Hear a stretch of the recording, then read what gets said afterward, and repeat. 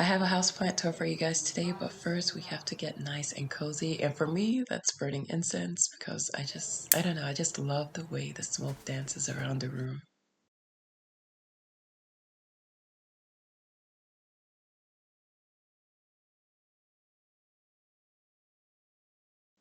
We're gonna start off this houseplant tour in my dining room. It's where all my cacti and succulents live. This is my unnamed cactus. It had a lot of shoots coming out of it a few weeks ago, but I did take them out. I did not like the way it was looking. Is one of my favorites, but she's a little thirsty, so I'm gonna have to give her some water before I show her to you guys. I really wish I kept this Adansonia in water. It started off as a cutting. I mean, it was beautiful. Like it was just full. It was doing really well in water. But I mean, it's doing well in soil now. It's just a couple of leaves keeps dying off. I'll show you guys the mother plant when we get to my bedroom. It is massive. Listen, Miss Hope here and we weren't on the same page at one point, but she is thriving in this window.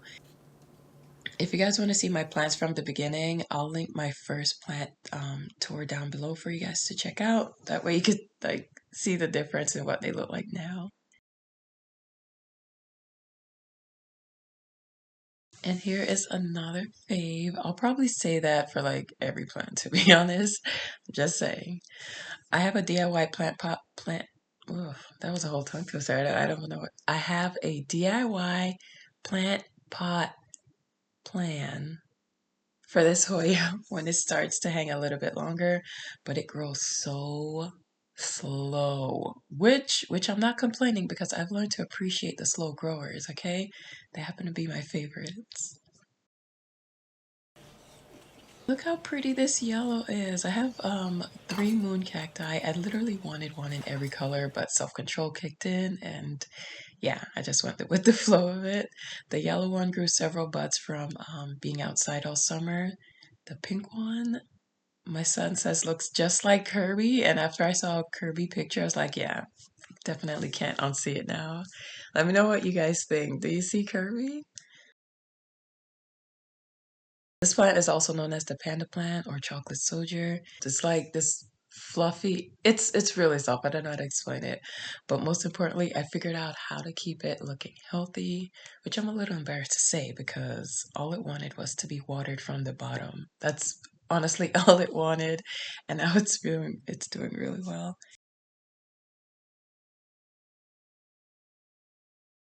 I call this my green bell pepper plant for obvious reasons. And this is my zebra plant, which is visually beautiful. I mean, it's gorgeous. But my favorite thing about this is the plant pot because my toddler designed it just for me. I say this every time about this house plant. This is my sister in plant form. This is her. The pot was originally a candle I found at Target, but it has so much character. She's just like gorgeous. The plant also grew a seventh lock. It has a seventh lock coming in. The starfish plant was actually connected to another piece, but I did separate them. There's some new growth on the second piece, but it's not giving like starfish vibes. I don't know. I think it's just like a regular snake plant that's coming up because there's nothing round about it. This is the most obvious growth I've seen from this pothos plant. It finally passed the heater line. I mean, I've had this for over 3 years and I felt like it never grew. But the most growth definitely came from this snake plant. It's been growing in my leca and thriving. I have a before picture for you guys how it started. Thriving. I don't like moss poles. Like I cannot keep up with them. Like I'll fail my plant if I put a moss pole on it. So stick is just keeping this plant up right now. It has grown a few and a half leaves since last time. I think it was 7 leaves when I first showed you guys.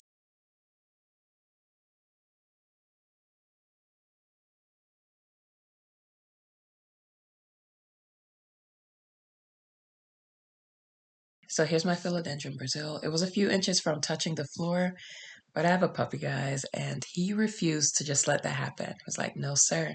So I gave this plant its first big chop, and the short look fits it so well. Like I was just shocked how beautiful it looked after I cut all the leaves off. I think I might just keep it that way. Here's my other Hoya compacta. This one is a variegated version. Hopefully the white parts are not that hard to see, but I mean, it's so beautiful. They both are. They're both beautiful. But yeah, I really like this version. I have a cactus right up there. I forget about my lucky bamboo plant all the time. Like, I'm not even exaggerating. People might think snake plants are great first time plants, but this bamboo plant is right up there. Like, it's right up there. Just add water and repeat. That's really it. Easy peasy.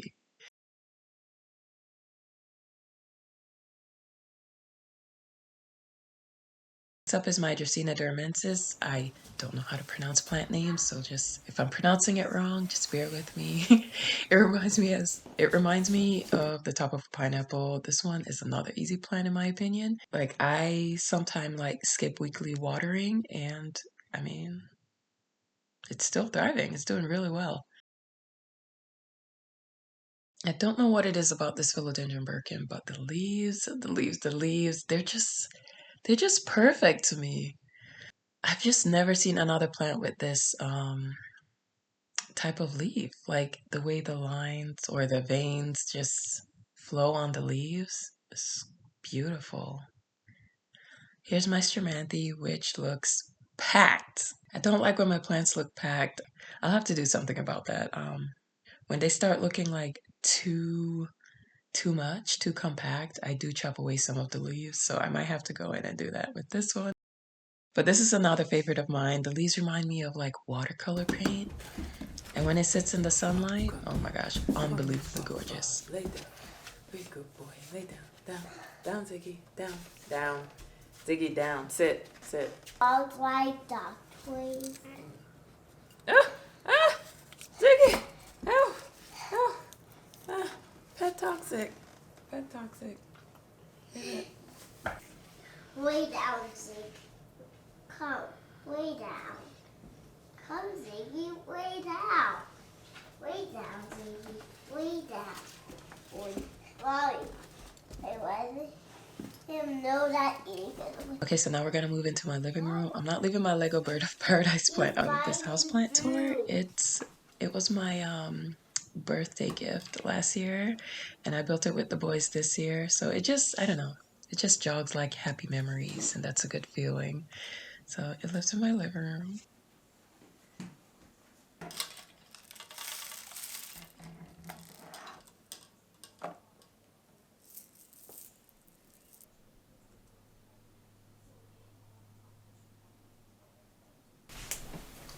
Alright, so we're gonna start right here in my living room.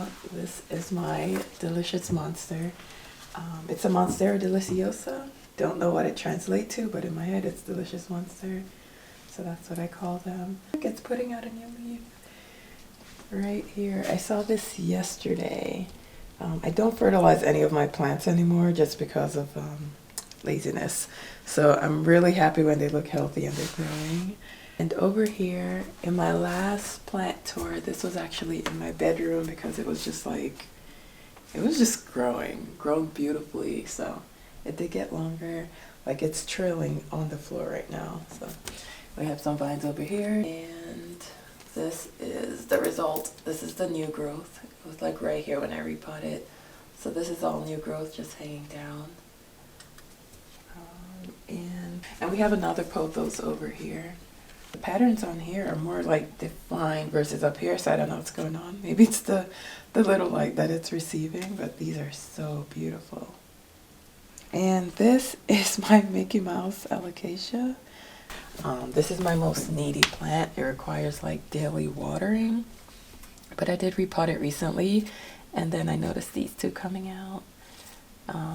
I've been slacking on this one, so I put some moss in it to hopefully keep the moisture in longer, since I don't water it as often as I should. But this one has a more defined Mickey Mouse look, somewhat, or stingray, whatever you want to call it. But nonetheless, it's really beautiful. This is my string of pearls. When I did my dining room, I got this one and I separated into two different pots, but I brought it back all together and put it in this moss ball, which I guess is doing okay. This does need watering because they're not as plump as they could be. On my windowsill, I have my little air plants. I'm a little guy here, just relaxing. This is my silver sword. There is soil. I just put leca at the top to make it more pleasing. This is the newest leaf. It looks unsuccessful, but it came out anyway, so maybe it's a successful leaf. It came out. I have a lot of areas, so I'm not going to go through all of them like last time. Just know there's this, this one, which has grown a lot, this, and this. You guys get the point, I'm sure. This was I think this was my first snake plant. I got it for the kitchen, so it was like right here because it used to fit on my shelves, and yeah, it definitely outgrew that spot, and it's actually doing really well for a plant that sits behind my door and doesn't receive a lot of light. So snake plants need moms, need plant moms. All right, and to finish up the living room, we're going to go to the fireplace mantle. I have another golden poke. Now they're turning a bit yellow, not from lack of sunlight. I just need to pick this up. Okay. Not from lack of sunlight, but because I overwatered it. Like, I saw it happening and I just didn't drain it because, like I said, I've been really lazy with my plants. But yeah, I like that what was here before? My ivy was here before, but I like that it trails easy, and I think it does much better than the ivy. With the amount of light that it's getting. So I designed it to go around my mirror, and the goal is just for it to just go wild and beautiful, and I can't wait for those moments. And if you guys noticed, it's this is our like family Lego space over here, and I like that I was able to incorporate the plants and, you know, start going through our Lego pieces. And just decorating them with it. And this is another air plant. What is this called again? Taj Mahal? Mm-hmm. And I place it right here on the Taj Mahal. I feel like it gives it a little, I don't know. Before we check out the plants in my bedroom, go ahead and hit the subscribe button if you're enjoying my content. And yeah, I'll see you guys in the next scene. Okay, back to the plant tour. All right, the first one I'm going to show you guys is this Oxalis triangularis. When the sun goes down, the petals do close, and they kind of remind you of like butterfly wings. I don't know why. Again, yes, this is one of my favorite plants. It's nice to have plants that like stand out and break up some of that greenery in a space, and I think this plant accomplishes that very well. I don't know what it is about dead or dried petals, but I like the look of them, so I don't pull them off of this plant particularly, just because it adds something that I like. Watering plants is just not your thing. I think air plants are like a great start. A lot of people talk about the snake plants a lot for first timers, but there's so much more. Like this air plant, no soil, no repotting, no mess, and they only need misting like, you know, whenever you remember. But seriously, that like maybe twice a month I missed it, if that. Okay, if I lied about any of these plants being my favorites, you have my word on this one. This is my favorite plant. I placed it outside to die earlier this year. Shame on me. And I brought it back inside and repotted it as a stump. Just a stump, like absolutely no leaves on it. Growing a leaf with fenestration and stuff. She's happy. She's happy and thriving.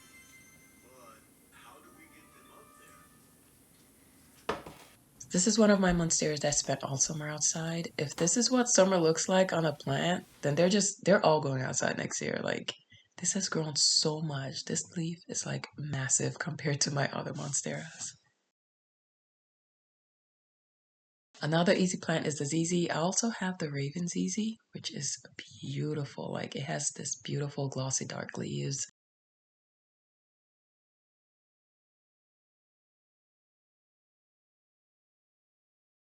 If you guys don't know, ponytail palms are actually succulents. I actually thought it was like a mini palm tree, but I was so wrong.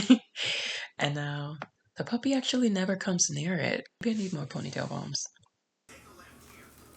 I don't know if you guys remember the mother plant I was talking about in the beginning of this video. Here is Madam Adansonia. I don't want to cut her, but I'm not sure what I'm going to do when her vines start sweeping the floor. This is another plant that I heard is hard to kill. I don't know the botanical name, but this is the cast iron plant, hence the name, hard to kill. The stems are so different from other plants because they're just so straight. Like they're straight and perfect, and they're not like shooting new plants from each other's leaves. Here's the other half of my silver sword. I don't think they're growing as much as they should, but they're not dying, so yeah, I guess I have no complaints. I took this from the huge cactus from the dining room, the one that I said was like shooting all those side plants. There were a few of them, but I only kept one because I didn't want to hoard all of them.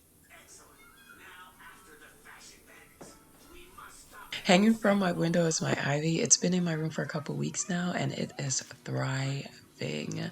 So much better than the living room. Like it's in a happy place. And then there's my pitcher plant, another high maintenance plant that requires multiple watering during the week. But again, I like that this plant stands out from the rest. Let's just hope I could continue to keep it alive because I've been slacking. And now we enter my sunroom, which is the final room for this houseplant tour.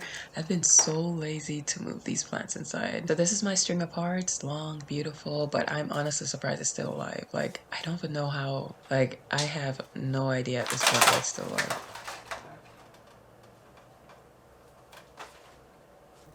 There's also my prayer plant, which was struggling with spider mites, and I kicked it out of the house, but it's doing so much better, so much better. Minus a few dried up leaves.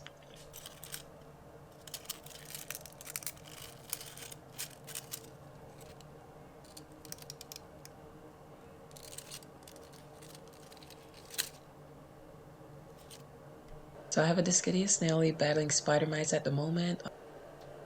Another string of hearts, so much easier than the string of turtle. Peperomia that I don't want to talk about, and another succulent that is in need of repotting.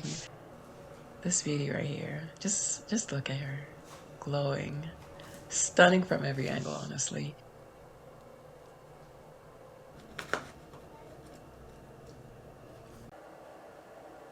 And the final plant to wrap up this houseplant tour is my philodendron goldii, which, if you look long enough, starts to look like a giraffe silhouette or a goat silhouette, either one. Hope you guys enjoyed the tour, and I'll meet you guys in the comments.